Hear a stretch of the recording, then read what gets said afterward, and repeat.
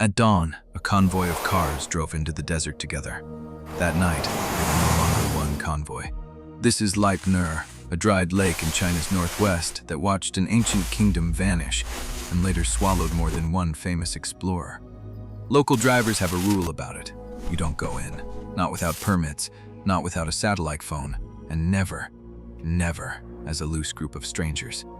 In July 2023, more than 20 people broke all 3 rules in a single morning. Somewhere past noon, one of the trucks stopped running. The wrong fuel had gone into the wrong tank. 4 people stood beside a dead engine in the worst place in China to be stranded. Nobody was left behind.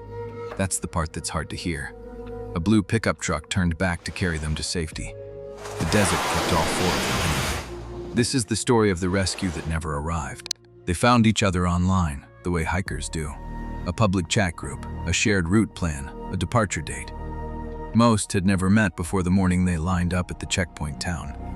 11 vehicles, packed with water, fuel, and confidence.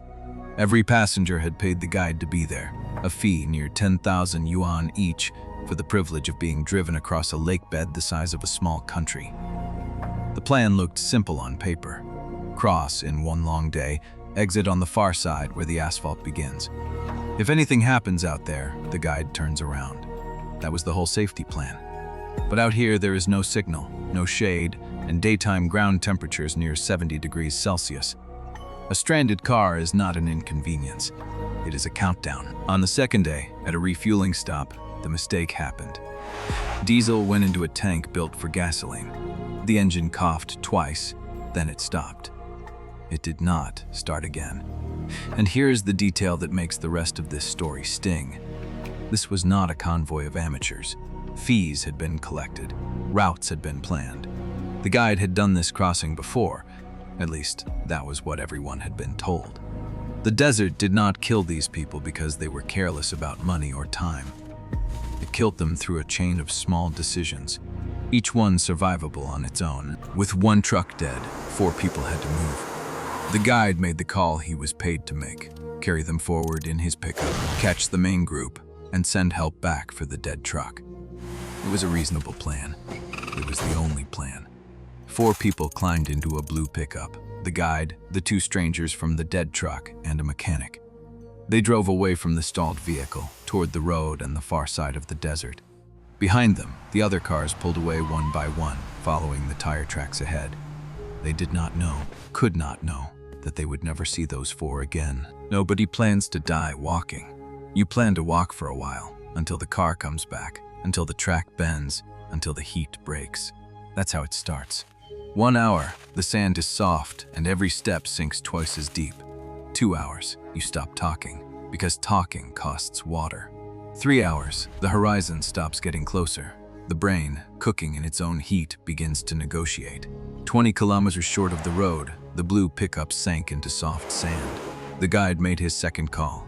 He would walk out alone, find help, come back. The other 3 stayed with the truck and waited for the man who had promised to return. His body was found 8.1 kilometers east of the truck. He had been walking toward the road. The other 3 left the truck later, walking southeast toward the same hope. They were found 7.8 kilometers away. There were 7 people stranded that day, in 2 separate groups. 3 of them stayed with their broken car. They were found alive. 4 of them went for help. Not one of them made it. So now the question is not where the other cars were. They were ahead, driving for the exit, certain the plan was working. The guide had the 4 people. Help would be organized from the far side. Turning back meant burning fuel they might need themselves in a desert that kills the unprepared. The question is, where was the rescue? The rescue was a blue pickup truck, sinking into sand 20 kilometers short of the road.